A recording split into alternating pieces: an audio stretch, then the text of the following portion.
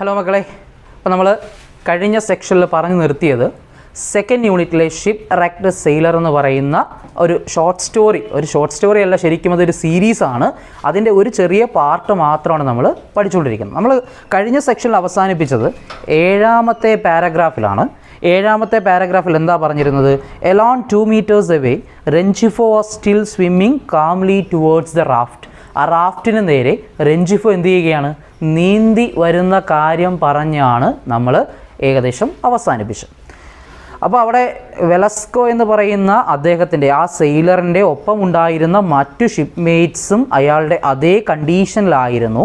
അവരെല്ലാവരും ഷിപ്പ് റെക്കിന് ശേഷം അവിടെ ആ വെള്ളത്തിൽ പെട്ടുപോയി എന്നാണ് പറഞ്ഞിരിക്കുന്നത്. നോക്കാം ഇനി എന്താണെന്ന്. അടുത്ത പാരഗ്രാഫിലേക്ക് നോക്കിക്കോളാം. ടെക്സ്റ്റ് ബുക്കുകൾ എടുത്തു വെക്കുക, മീനിങ്ങുകൾ മാർക്ക് ചെയ്യുക. 8ാമത്തെ പാരഗ്രാഫ്. ഐ ഡോണ്ട് നോ, എനിക്ക് അറിയില്ല. Why I did this absurd thing, ഇത്തരം അബദ്ധങ്ങൾ, ബുദ്ധിശൂന്യമായ പ്രവൃത്തികൾ ഞാൻ ചെയ്യുന്നത് എന്തുകൊണ്ടാണെന്ന് എനിക്ക് അറിയില്ല. നോയിങ്, അറിഞ്ഞു വെച്ചുകൊണ്ട്. ഐ കുഡിൻ മൂവ് ഫോർവേഡ്, എനിക്ക് മുന്നോട്ട് നീങ്ങാൻ കഴിയില്ല എന്ന്. കണ്ടോ? അപ്പോൾ എന്ത് ബുദ്ധിശൂന്യമായ കാര്യമാണ് വെലസ്കോ ചെയ്യുന്നത്? ആ കടലിൽ കാറ്റ് എതിരെ വീശുന്ന സമയത്ത് അദ്ദേഹത്തിന് തുഴയാൻ പറ്റില്ല. അതറിഞ്ഞു വെച്ചുകൊണ്ട് തുഴയാനൊരു ശ്രമം നടത്തുകയാണ്. I put the oar in the water, ഞാൻ എന്ത് ചെയ്തു? ഓർ, പങ്കായം വെള്ളത്തിലേക്ക് ഇട്ടു. As though trying to prevent ചെയ്യുവാൻ, തടയുവാൻ വേണ്ടിയിട്ട്. ദ റാഫ്റ്റ് ഫ്രം മൂവിങ്, ആ റാഫ്റ്റ് ചലിക്കുന്നതിൽ നിന്നും. Trying to anchor it in place, അതിനെ കൃത്യമായൊരു സ്ഥലത്ത് ആങ്കർ ചെയ്യാൻ, പിടിച്ചു നിർത്താൻ വേണ്ടിയിട്ട്. കണ്ടോ? അപ്പോൾ അയാളിരിക്കുന്ന റാഫ്റ്റിനെ കൃത്യമായ ഒരിടത്ത് പിടിച്ചു നിർത്താൻ വേണ്ടിയിട്ട് പങ്കായം വെള്ളത്തിലേക്കിട്ട് ഒരു ശ്രമമൊക്കെ നടത്തുകയാണ് വെലസ്കോ. റെഞ്ചിഫോ എക്സോസ്റ്റഡ്, റെഞ്ചിഫോ എന്ന് പറയുന്ന വ്യക്തി എക്സോസ്റ്റഡ് എന്ന് പറഞ്ഞാൽ ടയേർഡ്, ക്ഷീണിതനായി. പോസ് എ മൊമെൻറ്റ്, കുറച്ചു നേരത്തേക്കൊന്ന് നിർത്തി. Then raised his arm as he had when he held his headphones aloft, കുറച്ചു നേരം ഒന്ന് നിന്നു. എങ്ങനെയാണ്? ആസ് ഹീ ഹാഡ്, ഉണ്ടായിരുന്നത് പോലെ. When he held his headphones aloft, അയാളുടെ ഹെഡ്ഫോണുകൾ ഉയർത്തിപ്പിടിച്ചുകൊണ്ട് നേരത്തെ കണ്ടില്ലേ അതേപോലെ ഒന്ന് നിന്നു. ആൻഡ് ഷൗട്ടഡ് എഗെയിൻ, അയാൾ വീണ്ടും ഷൗട്ട് ചെയ്യുകയാണ്. ഷൗട്ട് ചെയ്യുക എന്ന് പറഞ്ഞാൽ ഉച്ചത്തിൽ അലറി വിളിക്കുകയായിരുന്നു. ഫാറ്റ്സോ എന്ന് പറഞ്ഞാൽ നമ്മൾ പറഞ്ഞിരുന്നു മീനിങ് തടിയ എന്നാണ്. പക്ഷേ ഇവിടെ ഫെല്ലോ, ഫ്രണ്ട്, സുഹൃത്ത് എന്നുള്ള രീതിയിലാണ് ഉപയോഗിച്ചിരിക്കുന്നത്. ഫാറ്റ്സോ റോ ഓവർ ഹിയർ, സുഹൃത്തെ ഇവിടേക്ക് തുഴയൂ എന്നാണ് പറഞ്ഞിരിക്കുന്നത്. അടുത്ത പാരഗ്രാഫിലേക്ക് പോവാണ്, നോക്കിക്കോളുക. ദ വിൻഡ് വാസ് ബ്ലോയിങ്, കാറ്റ് വീശുന്നുണ്ടായിരുന്നു. ഫ്രം ഹിസ് ഡിറക്ഷൻ, അവൻ്റെ ദിശയിൽ നിന്നും. അവൻ എന്ന് പറഞ്ഞാൽ റെഞ്ചിഫോ നിൽക്കുന്ന ദിശയിൽ നിന്നും കാറ്റ് വീശുന്നുണ്ടായിരുന്നു. ഐ യെൽഡ്, ഞാൻ നിലവിളിച്ചു. That I couldn't row against the wind, എനിക്ക് റോ ചെയ്യാൻ കഴിയില്ല, തുഴയാൻ കഴിയില്ല. എഗൻസ്റ്റ് ദ വിൻഡ്, കാറ്റ് വീശുന്നതിന് എതിരായിട്ട്. That he should make another try, അതുകൊണ്ട് അവൻ ഒന്നുകൂടി ഒന്ന് ശ്രമിക്കൂ എന്ന് പറഞ്ഞു. ബട്ട് ഐ ഫെൽറ്റ്, പക്ഷേ എനിക്ക് തോന്നി. ഹീ ഹാഡിൻറ്റ് ഹേർട്ട് മീ, അവൻ ഞാൻ പറഞ്ഞത് കേട്ടില്ല എന്ന്. അപ്പം ഞാൻ ഒന്നുകൂടി ശ്രമിക്കാൻ അവരോട് പറഞ്ഞെങ്കിലും അവനത് കേട്ടില്ല എന്ന് തോന്നുന്നു. The crates of cargo, crates പെട്ടികൾ, കാർഗോ ചരക്ക്, ആ ചരക്ക് കൊണ്ടുവന്ന ആ പെട്ടികൾ. ഹാഡ് ഡിസ്അപ്പിയേർഡ്, അപ്രത്യക്ഷമായിരുന്നു. And the life raft danced, ആ ലൈഫ് റാഫ്റ്റ് ചങ്ങാടമാകട്ടെ danced from side to side, ഒരു വശത്ത് നിന്ന് മറുവശത്തേക്ക് അങ്ങനെ ഡാൻസ് ചെയ്യുകയാണ്, നൃത്തം ചെയ്യുകയാണ്, അല്ലെങ്കിൽ ആടുകയാണ്. അപ്പോൾ കാറ്റ് വീശിട്ട് എന്ത് ചെയ്യുക? അങ്ങോട്ടും ഇങ്ങോട്ടും ആടുകയാണെന്നാണ് പറഞ്ഞിരിക്കുന്നത്. ബാറ്റേർഡ് ബൈ ദ വേവ്സ്, തിരമാലകൾ വന്ന് ആഞ്ഞടിക്കുകയാണ്. ഇൻ ആൻ ഇൻസ്റ്റൻറ്റ്, നിമിഷ നേരം കൊണ്ട്. I was 5 meters away from റെഞ്ചിഫോ, തിരമാലകൾ ശക്തമായി വന്നടിച്ചത് കൊണ്ട് ഞാൻ റെഞ്ചിഫോയിൽ നിന്ന് ഒരു 5 meter അകലേക്ക് പോയി. അതായത് ആ ചങ്ങാടം എന്ത് ചെയ്തു? 5 meter അകലേക്ക് പോയി എന്നേ പറയുന്നുള്ളൂ, അല്ലാതെ നമ്മുടെ വെലസ്കോ ഇറങ്ങി ഓടിയ കാര്യമൊന്നുമല്ല പറഞ്ഞുകൊണ്ടിരിക്കുന്നത്.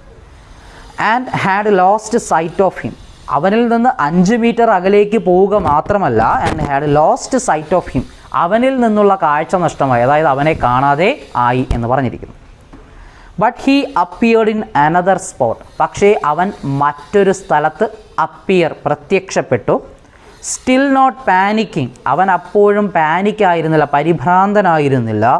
ഡക്കിങ് അണ്ടർ വാട്ടർ, വെള്ളത്തിനടിയിലൂടെ ഡക്കിങ് ഊളിയിടുകയാണ്, അതായത് വെള്ളത്തിനടിയിലൂടെ നീന്തി വരികയാണ്. ടു പ്രിവെൻറ്റ് ദ വേവ്സ്, തിരമാലകളെ തടയാൻ വേണ്ടിയിട്ട്. ഫ്രം സ്വീപ്പിംഗ് ഹിം എവേ, അവനെ അടിച്ചു ദൂരെ കളയുന്നതിൽ നിന്ന്. അപ്പം തിരമാല വന്ന് ശക്തമായി അവനെ തള്ളി മാറ്റുന്നത് ഒഴിവാക്കാൻ വേണ്ടിയിട്ട് അവൻ എന്ത് ചെയ്തു? വെള്ളത്തിനടിയിലൂടെ നീന്തി വരികയാണ്. ആരുടെ കാര്യമായി പറയുന്നത്? ലൂയിസ് റെഞ്ചിഫോയുടെ കാര്യമാണ് പറയുന്നത്. ഐ സ്റ്റുഡ് അപ്പ്, ഞാൻ എഴുന്നേറ്റ് നിന്നു. ഹോൾഡിങ് ഔട്ട് ദി ഓർ, പങ്കായം നീട്ടിപ്പിടിച്ചും കൊണ്ട്. ഹോപ്പിംഗ്, പ്രതീക്ഷയിൽ. Rengifo could get close enough to reach it, റെഞ്ചിഫോയ്ക്ക് അതിൻ്റെ അടുത്ത് എത്താൻ പറ്റും എന്നുള്ള പ്രതീക്ഷയിൽ. But then I could see he was tiring, പക്ഷേ ദെൻ അപ്പോൾ ഐ കുഡ് സീ, എനിക്ക് കാണാൻ കഴിഞ്ഞു. ഹി വാസ് ടയറിങ്, അവനാകെ ക്ഷീണിതനാകുന്നൊരു കാഴ്ച. ലൂസിങ് ഹേർട്ട്, അവൻ പ്രതീക്ഷ കൈവിട്ടു. ലൂസിങ് ഹേർട്ട് എന്ന് പറഞ്ഞാൽ അവൻ്റെ മനസ്സ് കൈവിട്ടു എന്നാണ്. He call to me again, അവൻ എന്നെ വിളിക്കുകയാണ് വീണ്ടും. സിങ്കിങ്, താഴ്ന്നു പോകുമ്പോൾ.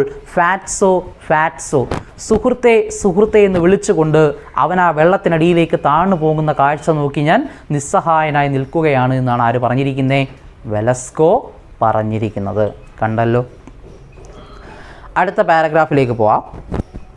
ഐ ട്രൈഡ് ടു റോ, ഞാൻ തുഴയാനൊരു ശ്രമം നടത്തി. ബട്ട്, പക്ഷേ, ഒരു 3 ഡോട്ടുണ്ട് അല്ലേ. അപ്പോൾ അതായത് ആ സെൻറ്റൻസ് അവിടെ എൻഡ് ചെയ്യുന്നില്ല. അതിൻ്റെ ഒരു എന്താ പറയുന്നത്, ഒരു ഫീലിങ്സ് അല്ലെങ്കിൽ ഒരു ഇമോഷനാണ് സൂചിപ്പിക്കുന്നത്.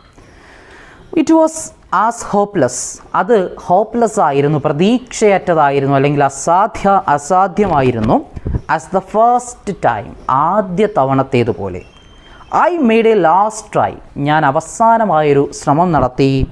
So that Rengifo could reach, അങ്ങനെയെങ്കിൽ റെഞ്ചിഫോയ്ക്ക് എത്താൻ കഴിയുമല്ലോ. ദ ഓർ, ആ പങ്കായത്തിനടുത്തേക്ക്.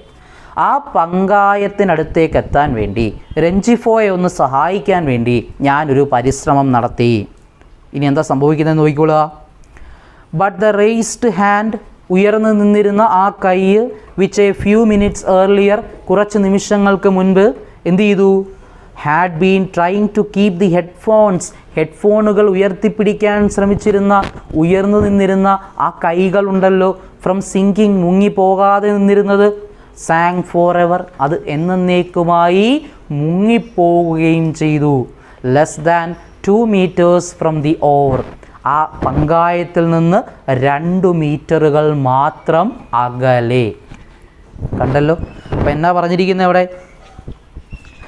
റെഞ്ചിഫോയെ സഹായിക്കാൻ വേണ്ടി നമ്മുടെ വെലസ്കോ അവൻ്റെ പങ്കായം നീട്ടിക്കൊടുത്തു. എന്നാൽ ആ പങ്കായത്തിൽ പിടിച്ചു കയറാൻ ആർക്ക് കഴിഞ്ഞില്ല? റെഞ്ചിഫോയ്ക്ക് കഴിഞ്ഞില്ല. റെഞ്ചിഫോ എന്നേക്കുമായി മുങ്ങിപ്പോവുകയാണ് ചെയ്തത്. നോക്കിക്കോ, 11th paragraph. I don't no, എനിക്കറിയില്ല. ഹൗ ലോങ്, എത്ര നേരം. ഹൗ ലോങ് എന്ന് പറഞ്ഞാൽ എത്ര നേരം. ഐ സ്റ്റേയ്ഡ് ലൈക്ക് ദാറ്റ്, ഞാൻ ഇതേപോലെ സ്റ്റേ ചെയ്യും, പിടിച്ചു നിൽക്കും. Balancing in the life raft, ഈ ലൈഫ് റാഫ്റ്റ് ബാലൻസ് ചെയ്ത്, മുങ്ങിപ്പോകാതെ ഈ ലൈഫ് റാഫ്റ്റിൽ ഇങ്ങനെ ബാലൻസ് ചെയ്ത് എത്ര നേരം ഞാൻ കാത്തിരിക്കണമെന്നെനിക്ക് അറിയില്ല.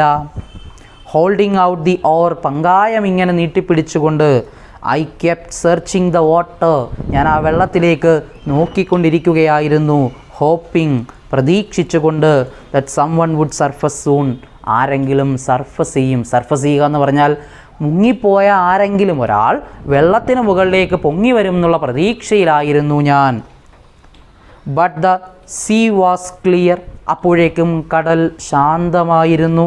ആൻഡ് ദ വിൻഡ്, ഇനി കാറ്റുണ്ടല്ലോ, ഗെറ്റിംഗ് സ്ട്രോങ്ങർ, ആ വീണ്ടും ബലം, അതിൻ്റെ ബലം കൂടി വരികയായിരുന്നു, കാറ്റിൻ്റെ ശക്തി കൂടി വരികയായിരുന്നു.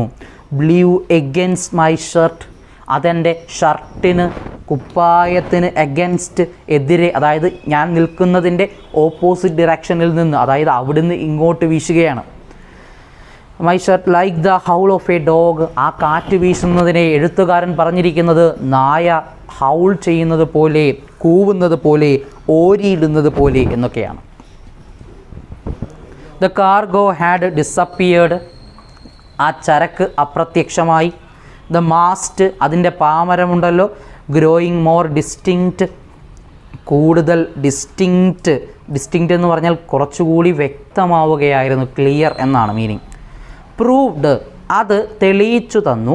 That the small ship had in sunk, ആ കുഞ്ഞു കപ്പൽ ഇതുവരെ മുങ്ങിയിട്ടില്ല, പൂർണ്ണമായും മുങ്ങിയിട്ടില്ല എന്ന് മനസ്സിലാകും. As I had first thought, ഞാൻ ആദ്യം കരുതിയതുപോലെ, ഞാൻ ആദ്യം വിചാരിച്ചിരുന്നത് ആ കപ്പൽ പൂർണ്ണമായിട്ട് മുങ്ങി എന്നാണ്. പക്ഷേ ഇപ്പോൾ മനസ്സിലായി ആ കപ്പൽ പൂർണ്ണമായും മുങ്ങിയിട്ടില്ല. അതിൻ്റെ മാസ്റ്റ്, പായ്മരത്തിൻ്റെ കുറച്ച് ഭാഗങ്ങൾ വെള്ളത്തിന് മുകളിൽ അപ്പോഴും ഉണ്ടായിരുന്നു. നോക്കിക്കോ, ഐ ഫെൽറ്റ് കാം, ഞാനൊരല്പം ശാന്തനായി. ഐ തോട്ട് ദാറ്റ്, ഞാൻ ആദ്യം കരുതി, വൺ ഓഫ് മൈ മേറ്റ്സ്, എൻ്റെ സഹയാത്രികരിൽ ആരെങ്കിലും had managed to reach the other life raft, ആ മറ്റു റാഫ്റ്റുകളിൽ എത്തിക്കാണുമെന്ന് ഞാൻ എൻ്റെ മനസ്സുകൊണ്ട് ചിന്തിച്ചു. ഇനി അതിൻ്റെ കാരണം അടുത്ത പാരഗ്രാഫിലാണ് പറഞ്ഞിരിക്കുന്നത്. എന്താണെന്ന് നോക്കാം. ദെയർ വാസ് നോ റീസൺ, അവിടെ അങ്ങനെ പ്രത്യേകിച്ച് കാരണങ്ങളൊന്നുമില്ല. They shouldn't have reached it, അവരതിലെത്തിച്ചേർന്നില്ല എന്ന് പറയാം. അവരാ റാഫ്റ്റിലേക്ക് എത്തിച്ചേർന്നില്ല എന്ന് പറയാൻ അങ്ങനെ പ്രത്യേകിച്ച് കാരണങ്ങളൊന്നുമില്ല. The rafts were in provisioned, ഈ റാഫ്റ്റുകളുണ്ടല്ലോ അത് പ്രൊവിഷൻ ചെയ്തിരുന്നില്ല, നടപടികൾക്ക് വിധേയമാക്കിയതായിരുന്നില്ല. In fact none of the life rafts, ആ ചങ്ങാടങ്ങളിലൊന്നും ആയിരുന്നില്ല. എന്തായിരുന്നില്ല? Of the small ship was outfitted എന്ന് പറഞ്ഞാൽ ഉപയോഗിക്കാൻ കൊള്ളാത്തത്. എന്നാൽ ആ കുഞ്ഞു കപ്പലിലെ ലൈഫ് റാഫ്റ്റുകളൊന്നും ഉപയോഗിക്കാൻ കൊള്ളാത്തതൊന്നുമല്ല, അത്യാവശ്യം ഉപയോഗിക്കാൻ പറ്റുന്നത് തന്നെ ആയിരുന്നു. എന്നാൽ അതിന് പ്രൊവിഷൻ ചെയ്തില്ല എന്ന് മാത്രം. But there were 6 of them, അത്തരത്തിലൊരു 6 ഉണ്ടായിരുന്നു ആ കുഞ്ഞു കപ്പലിൽ. Apart from the row boats, റോബോട്ടല്ല, റോ ബോട്ട്, തുഴയുന്ന കുഞ്ഞു വഞ്ചി, ഒരാൾക്കിരുന്ന് തുഴഞ്ഞു പോകാൻ കഴിയുന്ന വഞ്ചിയാണ് റോ ബോട്ട് എന്ന് വിളിക്കുന്നത്. ആൻഡ് ദ വെയിലർ എന്ന് പറഞ്ഞാൽ ഈ മത്സ്യബന്ധനത്തിനൊക്കെ കൊണ്ടുപോകുന്ന ചെറിയ ബോട്ടിനെയാണ് നമ്മൾ വെയിലർ എന്ന് പറയുന്നത്. ഇറ്റ് വാസ് റീസണബിൾ, അതുകൊണ്ട് ഇതൊക്കെ ഒരു റീസൺ ആണല്ലോ, കാരണമാണല്ലോ. ടു ബിലീവ്, വിശ്വസിക്കുവാൻ. That some of my mates, എൻ്റെ സഹയാത്രികരിൽ ആരെങ്കിലും had reached the other life rafts, മറ്റു ചങ്ങാടങ്ങളിൽ എത്തിക്കാണുമെന്നുള്ളത്. അപ്പോൾ ഇതൊക്കെ ഒരു കാരണമല്ലേ? കാരണം ആ കപ്പലിൽ ഈ പറയുന്ന പോലെ 6 ചങ്ങാടങ്ങളും അതുപോലെ വഞ്ചികളും വെയിലറും ഒക്കെ ഉണ്ടായിരുന്നല്ലോ. അപ്പം ഞാൻ എത്തിയതുപോലെ എൻ്റെ കൂട്ടുകാരും ഈ പറയുന്ന ഏതെങ്കിലും ഒരു വഞ്ചിയിൽ എത്തിക്കാണുമല്ലോ. നോക്കിക്കോ, it was reasonable to believe that some of my mates had reached the other life rafts as I had reached mine, ഞാൻ എൻ്റേതിൽ എത്തിച്ചേർന്നതുപോലെ. ആൻഡ് പെർഹാപ്സ് ദ ഡിസ്ട്രോയർ, ഒരു പക്ഷേ ഡിസ്ട്രോയർ, നാശം വിതച്ച ആൾ, വാസ് സെർച്ചിങ് ഫോർ അസ്, ഞങ്ങളെ തിരയുന്നുണ്ടാകാം, അല്ലെങ്കിൽ ഞങ്ങളെ അന്വേഷിക്കുന്നുണ്ടാകാം. ആരാ ഈ നാശം വിതച്ച ആൾ? ശക്തമായ കാറ്റാണ് അല്ലേ, അല്ലെങ്കിൽ പേമാരിയാണെന്നൊക്കെ നമുക്ക് വേണമെങ്കിൽ പറയാൻ പറ്റും. നോക്കിക്കോളാം. വെരി സൂൺ, ഒട്ടും വൈകാതെ, താമസിക്കാതെ, I was aware of the sun, ഞാൻ സൂര്യനെക്കുറിച്ച് അല്ലെങ്കിൽ സൂര്യൻ്റെ ചൂടിനെക്കുറിച്ച് ഒരല്പം ബോധവാനാവുകയായിരുന്നു. എ മിഡ് ഡേ സൺ, ഉച്ച സമയത്തെ സൂര്യൻ, ഹോട്ട് ആൻഡ് മെറ്റാലിക്, ചൂടുള്ളതും മെറ്റാലിക് തിളങ്ങുന്നതുമായ സൂര്യപ്രകാശം. സ്റ്റുപ്പിഫൈഡ്, നോട്ട് ഫുള്ളി റിക്കവേർഡ്, ഞാൻ ഒരല്പം സ്റ്റുപ്പിഫൈഡ് ആണ്, മന്ദിച്ചിരിക്കുകയാണ്, അതായത് മനസ്സങ്ങോട്ട് എന്തായില്ല, ശരിയായിട്ടില്ല എന്നാണ്. നോട്ട് ഫുള്ളി റിക്കവേർഡ്, പൂർണ്ണമായി ഞാൻ ആ അപകടത്തിൽ നിന്ന് പുറത്തേക്ക് വന്നിട്ടില്ല. I looked at my watch, ഞാൻ എൻ്റെ വാച്ചിലേക്ക് നോക്കി. It was noon on the dot, noon ഡോട്ടിൽ നൂണായെന്ന് പറഞ്ഞാൽ കൃത്യം ഉച്ച, അതായത് കൃത്യം 12 മണിയായി എന്ന് എനിക്ക് മനസ്സിലാക്കാൻ സാധിച്ചു. കണ്ടല്ലോ. അപ്പോൾ എന്താ അവിടെ പറയുന്നത്? ആദ്യം പറഞ്ഞത് ഞാൻ എത്തിയതുപോലെ എൻ്റെ സുഹൃത്തുക്കൾ ആരെങ്കിലും ആ ലൈഫ് റാഫ്റ്റുകളിലേക്ക് എത്തിക്കാണുമെന്ന് ഞാനങ്ങ് പ്രതീക്ഷിക്കുന്നു എന്ന് പറയുന്നു. പിന്നെന്താ പറയുന്നത്? ആദ്യം സമയം നോക്കിയപ്പോൾ ഏതാണ്ട് കൃത്യം 12 മണിയായെന്ന് മനസ്സിലായി. ഇന്ന് നോക്കിക്കോളാം. ദ ലാസ്റ്റ് ടൈം, 13ാമത്തെ പാരഗ്രാഫാണ്. The last time Rengifo had asked me the time, എന്നോട് റെഞ്ചിഫോ സമയം ചോദിച്ചപ്പോൾ ഓൺ ദ സ്മോൾ ഷിപ്പ്, ആ കുഞ്ഞു കപ്പലിൽ വെച്ച് ഇറ്റ് വാസ് 11:30. ഇപ്പം എത്രയായിരുന്നു സമയം? 11:30 ആയിരുന്നു സമയം. I had checked the time again, ഞാൻ വീണ്ടും സമയം ഒന്ന് നോക്കി. And the disaster had not yet occurred, അപകടം നടന്നിട്ട് അധികം സമയമായിട്ടില്ല. When I looked at my watch on the life raft, ആ ലൈഫ് റാഫ്റ്റിൽ ഇരുന്നു കൊണ്ട് ഞാൻ എൻ്റെ വാച്ചിൽ നോക്കിയപ്പോൾ എനിക്കൊരു കാര്യം മനസ്സിലായി, അപകടം നടന്നിട്ട് അധികം സമയമായിട്ടില്ല. ഇറ്റ് വാസ് എക്സാക്ട്ലി നൂൺ, സമയം കൃത്യം ഉച്ചയായി. It had taken only 10 minutes, ഏതാണ്ട് 10 മിനിറ്റുകൾ മാത്രമേ എടുത്തിട്ടുള്ളൂ. ഫോർ എവറിത്തിങ് ടു ഹാപ്പൻ, എല്ലാം സംഭവിക്കാൻ. For me to reach the life raft, ഞാൻ ലൈഫ് റാഫ്റ്റിലേക്ക് എത്തിച്ചേർന്നതും. And try to rescue my shipmates, എൻ്റെ ഷിപ്പ്മേറ്റ്സ്, എൻ്റെ സഹയാത്രികരെ രക്ഷിക്കാൻ ശ്രമിച്ചതും. ആൻഡ് സ്റ്റാൻഡ് മോഷൻലെസ്, ചലനമില്ലാതെ അല്ലെങ്കിൽ അനങ്ങാതെ നിന്നതും. ഇൻ ദ റാഫ്റ്റ്, ആ ചങ്ങാടത്തിൽ. സെർച്ചിങ് ദി എംപ്റ്റി സീ, ശൂന്യമായ കടലിലേക്ക് നോക്കി. Listening to the sharp howl, ഞാൻ ലിസണിങ് കേട്ടുകൊണ്ടിരിക്കുകയാണ്. ദ ഷാർപ്പ് ഹൗൾ, ഷാർപ്പ് ആ കൂർത്ത, എന്താണ് ഹൗൾ എന്ന് പറഞ്ഞാൽ ഓരിയിടുന്ന ശബ്ദം, കൂകി വിളിക്കുന്ന ശബ്ദം. ഓഫ് ദ വിൻഡ്, ചെന്നായയാണോ? വെറും നായയാണോ? അല്ല, കാറ്റിൻ്റെ. അപ്പം കാറ്റ് വീശുന്നതിനെ നായ ഓരിയിടുന്നത് പോലെയൊക്കെയാണെന്ന് പറഞ്ഞിരിക്കുകയാണ് ഇവിടെ. ഐ തോട്ട്, ഞാൻ കരുതി. It would take them at least 2 or 3 hours, ഒരു 2-3 മണിക്കൂറുകളെ എടുക്കുള്ളൂ. എന്തിനു വേണ്ടിയിട്ടാണ്? ടു റെസ്ക്യൂ മീ, അവർക്ക് എന്നെ രക്ഷപ്പെടുത്താൻ.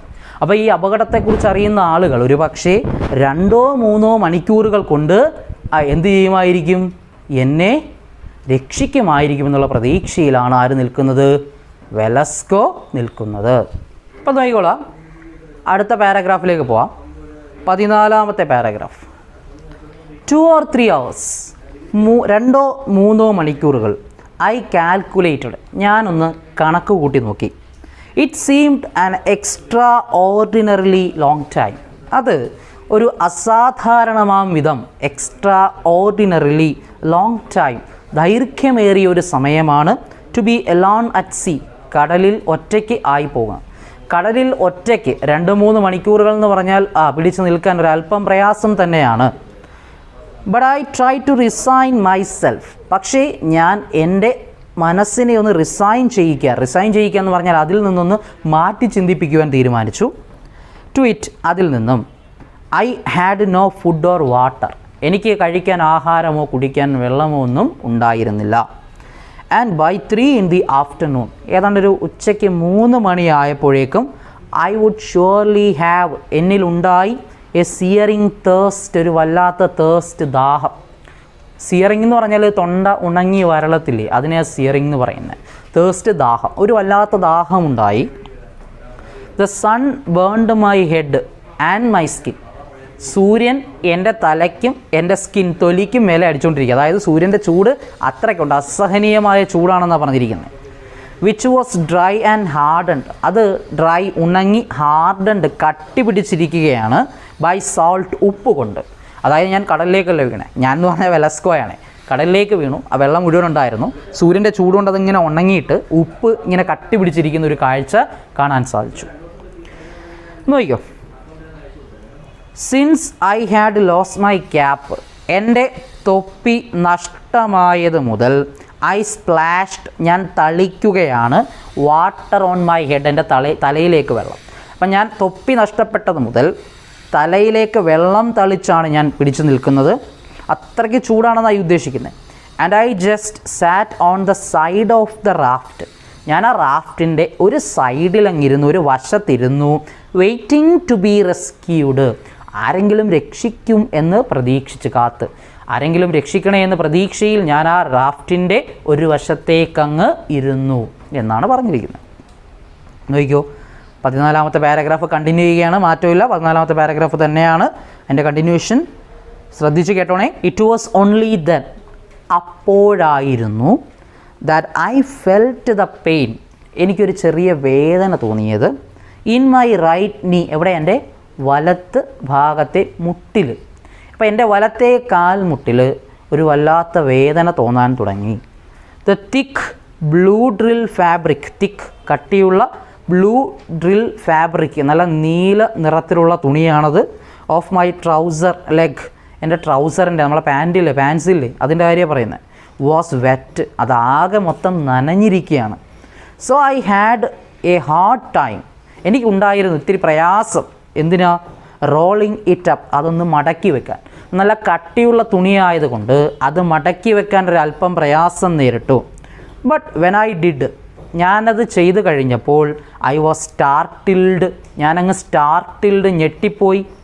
ഐ സോ, ഞാൻ കണ്ടു, a deep half moon shaped wound, deep ആഴത്തിലുള്ള half moon shaped, half moon അർദ്ധ ചന്ദ്രക്കലയുടെ ആകൃതിയിലുള്ളൊരു മുറിവ്, on the lower part of my knee, എൻ്റെ കാൽമുട്ടിൻ്റെ തൊട്ടു താഴെയായിട്ട്.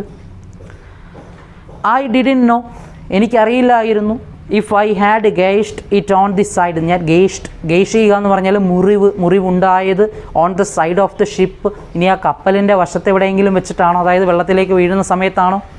Or if it had happened, അത് സംഭവിച്ചത് when I hit the water, ഞാൻ വെള്ളത്തിലേക്ക് വീണപ്പോഴാണോ? ഇതൊന്നും അറിയില്ല.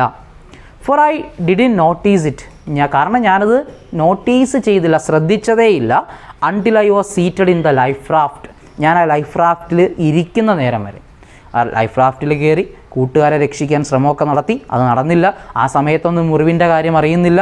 പക്ഷേ എപ്പോഴാണോ ഞാൻ ആ ലൈഫ് റാഫ്റ്റിൽ ഇരുന്നത് അപ്പോഴാണ് ഞാൻ അതിനെക്കുറിച്ച് ശ്രദ്ധിച്ചത് തന്നെ.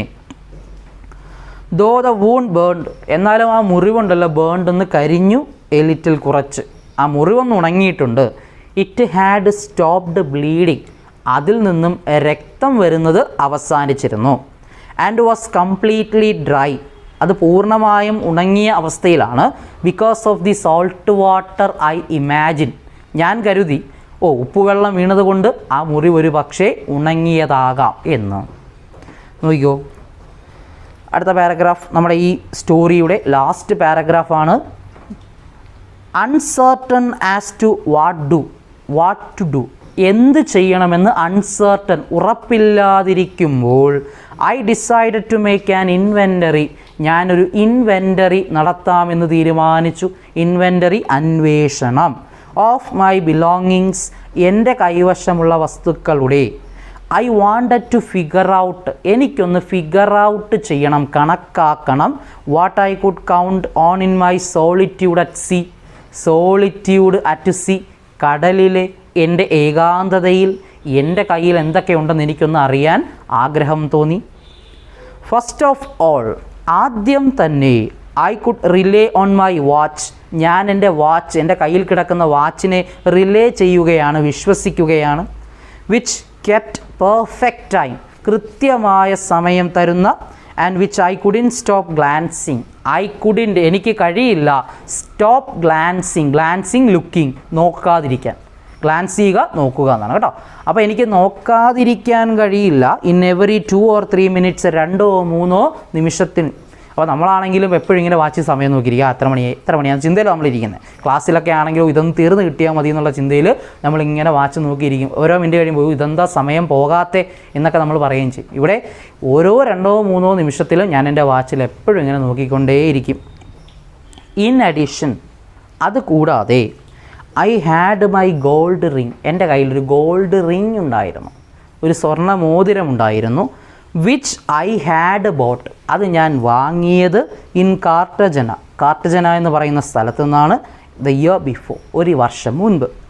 And a chain with a medal of the Virgin, ഒരു മാലയുണ്ടായിരുന്നു.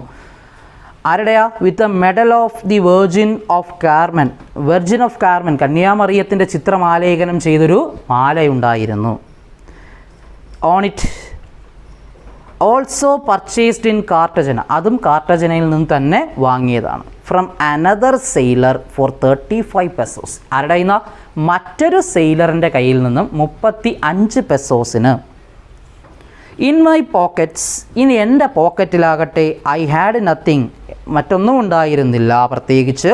But the keys to my ലോക്കറിൻ്റെ താക്കോലുണ്ടായിരുന്നു, ചാവി ഉണ്ടായിരുന്നു. ഓൺ ദ സ്മോൾ ഷിപ്പ്, ആ കുഞ്ഞു കപ്പലിൻ്റെ. അപ്പം ഞങ്ങൾ സഞ്ചരിച്ചിരുന്ന ആ കപ്പലിൽ എൻ്റെ ലോക്കറിൻ്റെ താക്കോൽ കൂട്ടം പോക്കറ്റിലുണ്ടായിരുന്നു.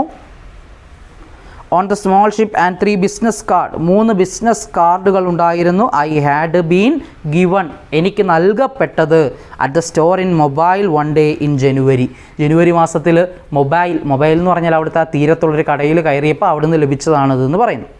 When I had gone out shopping, ഞാൻ ഷോപ്പിങ്ങിന് വേണ്ടി പോയപ്പോൾ. അപ്പോൾ ഷോപ്പിങ്ങിന് പോയപ്പോൾ അവിടെ നിന്ന് ലഭിച്ച ആ ഒരു കാർഡ്, വിസിറ്റിംഗ് കാർഡ് ഉണ്ടല്ലോ, അതാണ് ഉദ്ദേശിക്കുന്നത്.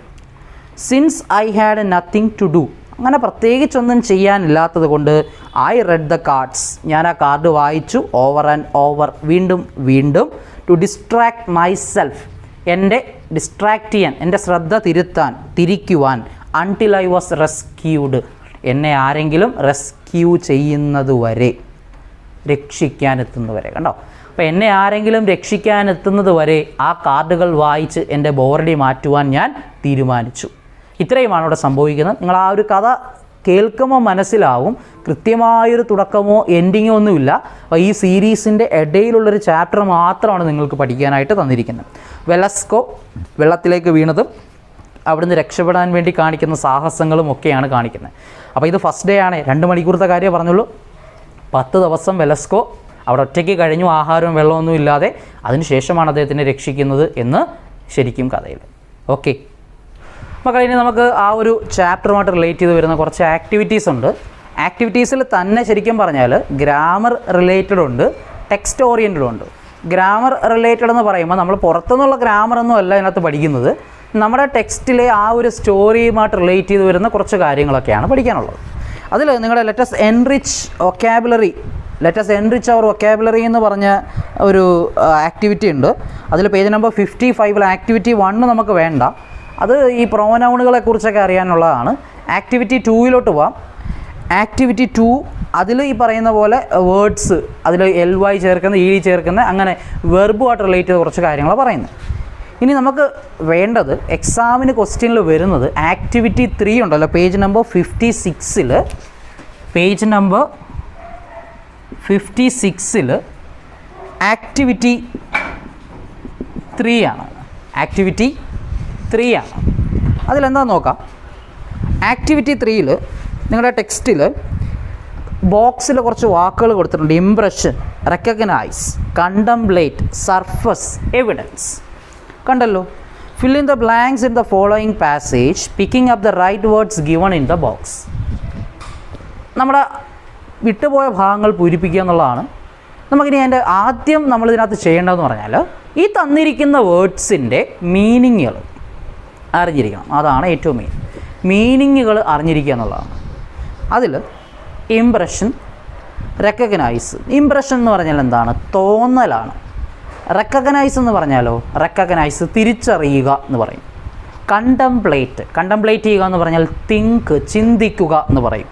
സർഫസ്, മുകളിലേക്ക് പൊങ്ങി വരിക, അതായത് വെള്ളത്തിൻ്റെ ഉപരിതലത്തിലേക്ക് വരിക. എവിഡൻസ്, തെളിവ്. ഇത് നിങ്ങളുടെ വർക്കാണ് കേട്ടോ, ശരിക്കും നിങ്ങൾ ചെയ്യേണ്ട ഒരു കാര്യമാണ്. നിങ്ങൾ ചെയ്യേണ്ട വർക്ക് എന്ന് പറഞ്ഞാൽ ഇവിടെ ശരിക്കും ഇതിൻ്റെ മീനിങ്ങുകൾ കണ്ടുപിടിച്ച് പാരഗ്രാഫ് വായിച്ച് അതിൻ്റെ ആൻസർ എഴുതുക എന്നുള്ളതാണ് നിങ്ങൾക്കുള്ള ഡ്യൂട്ടി. പക്ഷേ ഞാൻ ജസ്റ്റ് ഒന്ന് പറഞ്ഞു തരാം, അതിനുശേഷം നിങ്ങൾ സ്വന്തമായിട്ടൊന്ന് അറ്റൻഡ് ചെയ്താൽ മതി. ഞാൻ എങ്ങനെയാണെന്ന് പറഞ്ഞുതരാം, കേട്ടോ. പറയണം, I can't dash what it would be like to be alone. ഒറ്റയ്ക്ക് ആയി പോകുന്നതിനെക്കുറിച്ച് എനിക്ക് ചിന്തിക്കാൻ പോലും കഴിയുന്നില്ല. അപ്പോൾ ചിന്തിക്കാൻ പോലും കഴിയുന്നില്ല എന്ന് പറയുമ്പോൾ നമ്മൾ ആ തന്നിരിക്കുന്ന ഓപ്ഷനിൽ നിന്നും തിങ്ക്, ചിന്തിക്കുക എന്നുള്ളതിൻ്റെ മീനിങ് ആയിട്ട് ആരെ എഴുതി? കണ്ടംപ്ലേറ്റ് എന്ന് പറയുന്ന വേർഡ് എഴുതി. എന്തെഴുതി? കണ്ടംപ്ലേറ്റ്. കണ്ടോ? ഇനി അടുത്തത്, my dash of it is really ഫ്രൈറ്റണിങ്.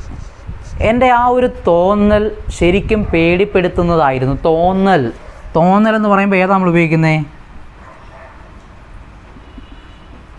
ഇംപ്രഷനാണ്. തോന്നൽ എന്ന് പറഞ്ഞാൽ ഇംപ്രഷൻ എന്നുള്ള മീനിങ്ങിലാണ്. അടുത്തത്, I am saying this based on the dash. ഞാനിത് പറയുന്നത് തെളിവിൻ്റെ അടിസ്ഥാനത്തിലാണ്. തെളിവ്, എവിഡൻസ്. കണ്ട? അതേപോലെ അടുത്ത വാക്ക്, I got from my reading. എൻ്റെ വായനയിൽ നിന്ന് എനിക്ക് കിട്ടിയ തെളിവുകളുടെ അടിസ്ഥാനത്തിലാണ് ഞാൻ ഈ പറഞ്ഞുകൊണ്ടിരിക്കുന്നത്. I also dash that floating on dash. ഞാൻ തിരിച്ചറിയുകയായിരുന്നു, റെക്കഗ്നൈസ്. അപ്പോൾ ലാസ്റ്റ് വൺ ഏതാണ്? സർഫസ്. ഞാൻ തിരിച്ചറിയുകയായിരുന്നു, floating on the surface of the sea on a boat alone is more frightening experience than being trapped in a forest. കടൽ ഒറ്റപ്പെട്ടു പോകുന്നതാണ് ഒരു കാട്ടിൽ പെട്ടുപോകുന്നതിനേക്കാളും ഏറ്റവും പേടിപ്പെടുത്തുന്നൊരു കാര്യമാണ്. അപ്പോൾ ഇതേപോലെ contemplate, impression, evidence, recognise, surface എന്ന് പറഞ്ഞിട്ട് എന്ത് ചെയ്യുന്നു? കറക്റ്റ് ഓർഡറിൽ കാര്യങ്ങൾ വരും. അപ്പോൾ ഈ മീനിങ് അറിഞ്ഞിരുന്നെങ്കിൽ മാത്രമേ അതിൻ്റെ ബേസിൽ നമുക്ക് ആ fill in the blanks complete ചെയ്യാൻ പറ്റും, ഫിൽ ഇൻ ദ ബ്ലാങ്ക്സ് ചെയ്യാൻ പറ്റത്തുള്ളൂ. ഓക്കെ, അപ്പോൾ നമുക്ക് ആദ്യം എൻ്റെ മീനിങ് അറിഞ്ഞിരിക്കണം. ഇതേ പാറ്റേണിലാണ് എക്സാമിന് ക്വസ്റ്റ്യൻ ചോദിക്കുന്നത്, വെർബൊക്കെ കംപ്ലീറ്റ് ചെയ്യാൻ ചോദിക്കുന്നത് അങ്ങനെ. ഓക്കെ, ഇനി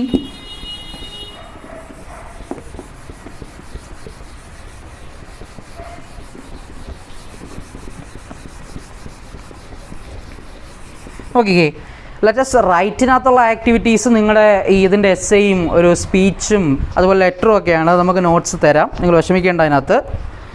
ഇനിയുള്ളത് പേജ് നമ്പർ 60ൽ, പേജ് നമ്പർ 60ൽ ആക്ടിവിറ്റി 2 എന്ന് പറഞ്ഞ് കിടപ്പുണ്ട്. ആക്ടിവിറ്റി 2ൽ ആർട്ടിക്കിൾസിനെ കുറിച്ചാണ് പറയുന്നത്. ആർട്ടിക്കിൾസ് എന്ന് പറഞ്ഞാൽ ദ, എ, ആൻ. ഇവരെ കുറിച്ച് കേട്ടിട്ടുണ്ട്, ദ, എ, ആൻ എന്നുള്ളത്. ഡെഫിനിറ്റ് ആർട്ടിക്കിളും ഇൻഡെഫിനിറ്റ് ആർട്ടിക്കിൾ, ഡെഫിനിറ്റും ഇൻഡെഫിനിറ്റ് ആർട്ടിക്കിളുകളാണ് ഇവർ. ഇതിൽ പ്രത്യേകത പറയാൻ പോയി. ഇപ്പം ഞാനിവിടെ ദ ഉപയോഗിക്കുകയാണ്. ഇപ്പം എൻ്റെ പേര് പറയുകയാണ്, അനന്തു എന്നുള്ള പേര് ഞാൻ പറയുമ്പം എൻ്റെ പേരിന് മുൻപിൽ ഒരിക്കലും എനിക്ക് ദ ഉപയോഗിക്കാൻ പറ്റത്തില്ല. അപ്പം ഞാനൊരു അൺനോൺ പേഴ്സൺ ആണെങ്കിൽ, ഇപ്പം ഞാനൊരാളുടെ വീട് അപ്പോൾ എനിക്ക് ദ ഉപയോഗിക്കാൻ പറ്റത്തില്ല എന്ന് പറഞ്ഞല്ലോ. ഞാനൊരാളുടെ വീട് വിസിറ്റ് ചെയ്തു, ഞാൻ അവിടുത്തെ സെക്യൂരിറ്റിയോട് കാര്യം പറഞ്ഞിട്ട് പോവാണ്. അപ്പം അവിടുത്തെ ഓണർ വന്ന് ചോദിക്കുകയാണ്, ആരാ വന്നിട്ട് പോയാരാ? ഒരു അനന്തു വന്ന് കണ്ടു, അനന്തു എന്ന് പറഞ്ഞത്, അല്ലെങ്കിൽ ആൻ അനന്തു എന്ന് പറയാൻ പറ്റും. അപ്പോൾ അവിടെ മീനിങ് പറഞ്ഞുണ്ടോ, എ അല്ലെങ്കിൽ ആൻ എന്ന് പറയുമ്പോൾ ഒരു എന്ന മീനിങ്ങിലാണ് ഉപയോഗിക്കുന്നത്. ഇപ്പോൾ ഞാൻ പറയാണ് എ മൊബൈൽ ഫോൺ, ഒരു മൊബൈൽ ഫോൺ. എ ബെഞ്ച്, ഒരു ബെഞ്ച്. എ ഡെസ്ക്, ഒരു ഡെസ്ക്. ഇപ്പോൾ ഞാനൊരു ക്ലാസ് റൂമിൽ നിൽക്കുകയാണ്, ക്ലാസ് റൂമിൽ 20 ബെഞ്ചും 20 ഡെസ്കും കിടപ്പുണ്ട്. ഞാനതിൽ 20-ൽ ഒരെണ്ണം എ ബെഞ്ച് പറയുകയാണ്. അപ്പോൾ ആ 20-ൽ ഏത് വേണമെങ്കിലും എടുക്കുന്ന ആൾക്ക് ചൂസ് ചെയ്യാൻ പറ്റും. മനസ്സിലായോ? അതാണ് വ്യത്യാസം. ദ ബെഞ്ച് എന്ന് പറയാം, ദ. അപ്പോൾ ഞാൻ ദ എന്ന് പറയുമ്പം ഞാൻ ചൂണ്ടിക്കാണിക്കുന്ന അല്ലെങ്കിൽ സ്പെസിഫൈ ചെയ്യുന്ന ആ ബെഞ്ച് അല്ലെങ്കിൽ ആ ഡെസ്ക് മാത്രമേ എടുക്കാൻ പറ്റത്തുള്ളൂ. അതാണ് വ്യത്യാസം. ആ എന്നുള്ള മീനിങ്ങിലാണ്. ദ കാർ, ആ കാറ്. ദ ബൈക്ക്, ആ ബൈക്ക്. ദ മൊബൈൽ ഫോൺ, ആ മൊബൈൽ ഫോൺ. അങ്ങനെയാണ് മീനിങ് പോകുന്നത്. ഇനി ഇവിടെ കണ്ടോ, എയും ആനും ഇവർക്കൊരു പ്രത്യേകതയുണ്ട്. ചില വേർഡ്സിനനുസരിച്ച് വ്യത്യാസം വരും. അപ്പോൾ നമ്മൾ ഉപയോഗിക്കുന്നത് A, E, I, O, U, vowel sounds. Vowel സൗണ്ട്സിന് മുൻപിൽ ആനും കൺസോണൻറ്റ് സൗണ്ടുകൾക്ക് മുൻപിൽ എയും. അതുകൊണ്ടാണ് നമ്മൾ എ ആപ്പിൾ എന്ന് പറയത്തില്ല, ആൻ ആപ്പിൾ എന്ന് പറയും. അതുപോലെ ഓർ എന്ന വാക്ക് നിങ്ങൾ ഷിപ്പ് റെക്ഡ് സെയിലറിൽ കണ്ടില്ലായിരുന്നോ? ഓർ.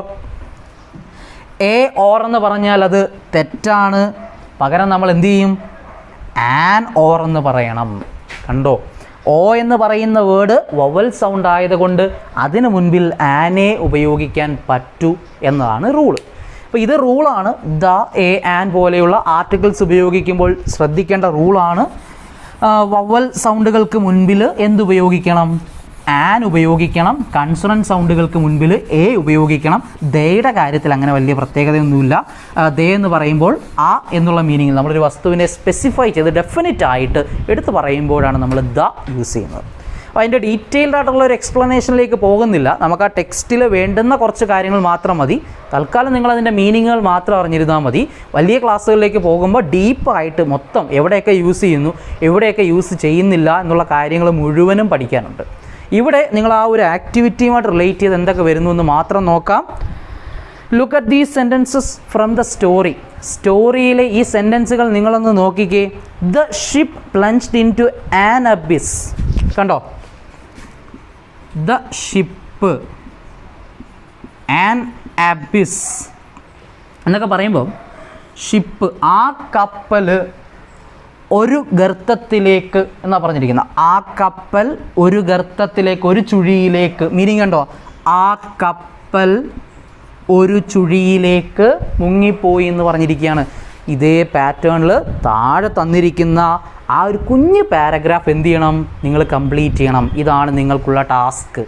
കണ്ടല്ലോ? Fill in the following passage with a, an or the. എയോ ആനോ ദായോ ഉപയോഗിച്ച് നിങ്ങൾക്ക് താഴെ തന്നിരിക്കുന്ന പാസേജ് കംപ്ലീറ്റ് ചെയ്യാം എന്നാണ് പറഞ്ഞിരിക്കുന്നത്. അപ്പോൾ ഒരു കാര്യം ശ്രദ്ധിക്കുക, സ്വന്തമായിട്ട് ചെയ്യേണ്ട വർക്കുകളാണ്, ഞാൻ ജസ്റ്റ് ഒന്ന് ഗൈഡ് ചെയ്യുക എന്ന് മാത്രമേ ഉള്ളൂ. ഇവിടെ ഈ ആക്ടിവിറ്റീസ് എല്ലാം നിങ്ങളുടെ നോട്ട്ബുക്കിൽ ഉണ്ടായിരിക്കണം.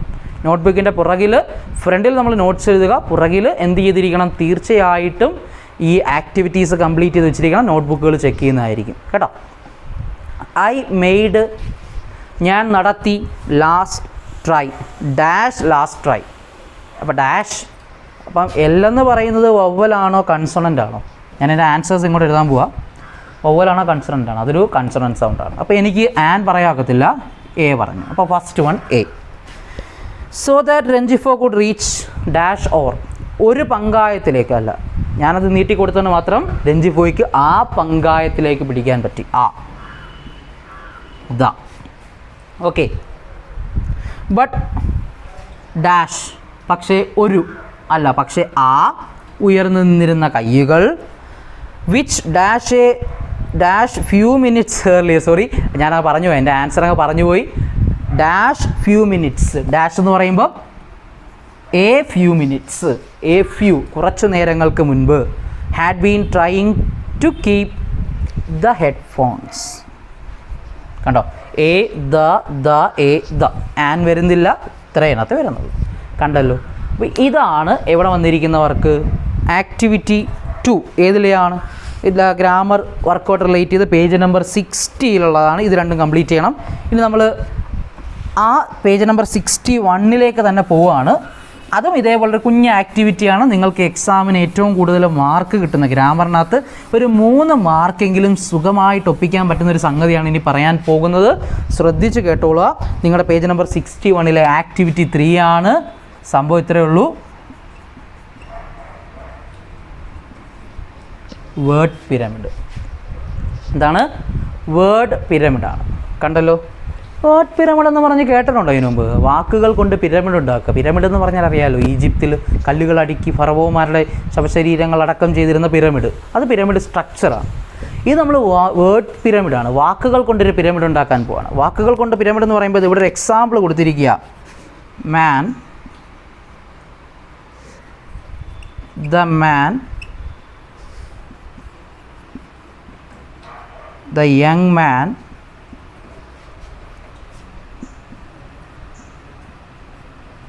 the happy young man. അപ്പോൾ ഞാൻ എഴുതിയത് കൊണ്ടായിരിക്കാം ഇതൊരു പിരമിഡിൻ്റെ സ്ട്രക്ചറായിട്ടൊന്നും തോന്നുന്നില്ല, പക്ഷേ ഏകദേശം ഒരു പിരമിഡിൻ്റെ സ്ട്രക്ചറൊക്കെ ഉണ്ട്. അപ്പോൾ നിങ്ങൾക്ക് ഈ ഒരു പാറ്റേൺ തന്നിട്ട് ഇതിനകത്ത് എന്തൊക്കെ കണ്ടൻറ്റ് ഉണ്ടെന്ന് നിങ്ങൾ മനസ്സിലാക്കണം. ഫസ്റ്റ് സ്റ്റെപ്പ് അതാണ്. ഇതിനകത്ത് എന്തൊക്കെ കണ്ടൻറ്റ് ഉണ്ടെന്ന് നിങ്ങൾ മനസ്സിലാക്കണം. എന്നിട്ട് വേറെ ഒരു വേർഡ് തരും. ആ വേർഡിന് ഇതേപോലെ വേർഡ് പിരമിഡ് മേക്ക് ചെയ്യണം. ഇതാണ് പരിപാടി. ഇത്രയേ ഉള്ളൂ. ഇത് വെച്ച് വേണമെങ്കിൽ നമുക്ക് എഴുതാൻ പറ്റും. പക്ഷേ ഞാൻ ചെറുതായിട്ട് ഇതിൻ്റെ ഒരു സ്ട്രക്ചർ, അതായത് ഇതിനകത്ത് എന്തൊക്കെ കാര്യങ്ങൾ വരുന്നതെന്ന് പറയാം. അത് പരീക്ഷയ്ക്ക് നിങ്ങൾ എഴുതി വെക്കൊന്നും വേണ്ട. നിങ്ങൾ എന്ത് ചെയ്താൽ മതി? അതെന്തൊക്കെയാണെന്ന് നോക്കിയാൽ മതി. അതേ പാറ്റേണിൽ പുതിയതുണ്ടാക്കിയാൽ മതി. അപ്പോൾ ഞാൻ ആദ്യം മാൻ എന്ന് പറഞ്ഞിരിക്കുന്നത് ഒരു നൗൺ ഫ്രേസാണ്, നാമപദമാണ്, നൗൺ ഫ്രേസാണ്. 2,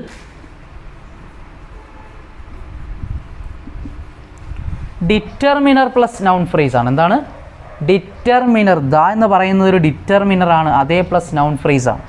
അടുത്തത് determiner plus adjective plus noun phrase. Noun ഫ്രേസിനെ മോഡിഫൈ ചെയ്യാൻ വേണ്ടി യങ് എന്ന് പറയുന്ന എന്തുപയോഗിച്ചിട്ടുണ്ട്? യങ് എന്ന് പറയുന്ന ഒരു അഡ്ജക്റ്റീവ് ഉപയോഗിച്ചിട്ടുണ്ട്. അടുത്ത നോക്കി, ഹാപ്പി യങ്. ഹാപ്പിയും ഒരു അഡ്ജക്റ്റീവാണ്, യങ്ങും ഒരു അഡ്ജക്റ്റീവാണ്. അപ്പം ഞാൻ പറയാണ്, ആ 4ാമത്തെ ലൈനിൽ ഡിറ്റർമിനർ ഉണ്ട്, അഡ്ജക്റ്റീവ് ഉണ്ട്, വീണ്ടും ഒരു അഡ്ജക്റ്റീവ് ഉപയോഗിച്ചിരിക്കുന്നു, പിന്നെ ഒരു നൗൺ ഫ്രേസും ഉപയോഗിച്ചിരിക്കുന്നു. കണ്ടോ, അടിപൊളിയല്ലേ? അപ്പോൾ ഇതിൻ്റെ സ്ട്രക്ചറാണ്, അതായത് ഇതിനകത്ത് എന്തൊക്കെ കണ്ടൻറ്റുകൾ വന്നിരിക്കുന്നു എന്ന് മാത്രമാണ് ഞാൻ ആ പറഞ്ഞു പോയിരിക്കുന്നത്. വലിയ കാര്യമൊന്നുമില്ല അതിനകത്ത്. ഇനി ഇതേ പാറ്റേണിൽ പുതിയ ഒരു വാക്കിന് പിരമിഡ് ഉണ്ടാക്കാനാണ് പറഞ്ഞിരിക്കുന്നത്. അപ്പോൾ നമുക്കവിടെ നോക്കാം. തൊട്ട് താഴെ നിങ്ങൾക്കൊരു ബോക്സ് തന്നിട്ടുണ്ട്. ആ ബോക്സിനകത്തുനിന്ന് വേർഡ്സ് അങ്ങോട്ടും ഇങ്ങോട്ടും അന്ന് അറേഞ്ച് ചെയ്ത് എഴുതിയാൽ തീരാവുന്ന പ്രശ്നങ്ങളേ ഉള്ളൂ. അപ്പോൾ കണ്ടല്ലോ നമ്മളൊരു പാറ്റേൺ, ഇപ്പം തന്ന എക്സാമ്പിളുള്ള പാറ്റേൺ കണ്ടല്ലോ. നൗൺ ഫ്രേസ്, അടുത്ത ലൈനിൽ ഡിറ്റർമിനർ പ്ലസ് നൗൺ ഫ്രേസ്, അതിൻ്റെ മൂന്നാമത്തെ ലൈനിൽ determiner plus adjective plus noun phrase, determiner plus adjective plus adjective plus noun phrase. അടുത്ത് നോക്കിക്കോളാം, വുഡ്. തന്നിരിക്കുന്ന സെൻറ്റൻസ് വേർഡ് ഏതാ? വൂണ്ടാണ്. നമുക്ക് ആ ബോക്സിൽ കുറച്ച് എക്സാമ്പിൾ തന്നിട്ടില്ലേ? ഡീപ്പ് ഉണ്ട്, ഹാഫ് മൂൺ ഷേപ്പ്ഡ് ഉണ്ട്, എ ഉണ്ട്. അപ്പോൾ ഞാൻ പറയാണ് വൂണ്ട്. അടുത്ത ലൈനിൽ എനിക്ക് ഡിറ്റർമിനർ ചേർക്കണം. ഡിറ്റർമിനർ അതിനകത്ത് ആഡ് ചെയ്യണം. A wound. അടുത്ത a deep wound. A deep half moon shaped wound. തീർന്നു, പരിപാടി ഇവിടെ തീർന്നു. ഇത്രയേ ഉള്ളൂ, സിമ്പിളാണ്, വളരെ എളുപ്പമാണത്. കണ്ടല്ലോ, wound, a wound, a deep wound, a deep half moon shaped wound. കണ്ടല്ലോ. അങ്ങനെയാണെങ്കിൽ നിങ്ങളുടെ ടെക്സ്റ്റിൽ തന്നിരിക്കുകയാണ്, കുറച്ച് വർക്കുകൾ ടെക്സ്റ്റിൽ തരുന്നുണ്ട്. അഡീഷണൽ ആയിട്ട് ഞാൻ കുറച്ച് വാക്കുകൾ തരാം. കാറ്, ടീച്ചർ, കണ്ടോ, ഫ്ലവർ, സെയിലർ. ഈ 4 വാക്കുകൾക്ക് വേർഡ് പിരമിഡ് ഉണ്ടാക്കണം. ഇത് നിങ്ങളുടെ ഹോംവർക്കാണ്. Car, teacher, flower, sailor. ഈ 4 വാക്കുകൾക്കും ഇതേ പാറ്റേണിൽ, ഏതാ pattern? Noun phrase, determiner plus noun phrase, determiner plus adjective plus noun phrase, determiner plus adjective plus adjective plus noun phrase. ഈ പാറ്റേണിൽ ഈ 4 വേർഡ്സിനും എന്തുണ്ടാക്കണം? വേർഡ് പിരമിഡ് ഉണ്ടാക്കണം. മനസ്സിലായോ? ഇതാണ് നിങ്ങളുടെ വർക്ക്. സോ നമുക്ക് ഈ ക്ലാസ് ഇവിടെ വൈൻഡ് ചെയ്യാം. ഇത്രയും പറഞ്ഞ ആക്ടിവിറ്റീസ് കംപ്ലീറ്റ് ചെയ്യുക, പിന്നെ ആ ചാപ്റ്റർ നല്ലപോലെ വായിക്കുക, തരുന്ന നോട്ട്സ് പഠിക്കുക. ഓക്കെ, അപ്പോൾ അതിനകത്തുനിന്നൊരു മാറ്റവും വരുത്തരുത്. അപ്പോൾ എല്ലാവർക്കും ബൈ. നമുക്ക് അടുത്ത ക്ലാസ്സിൽ കാണാം.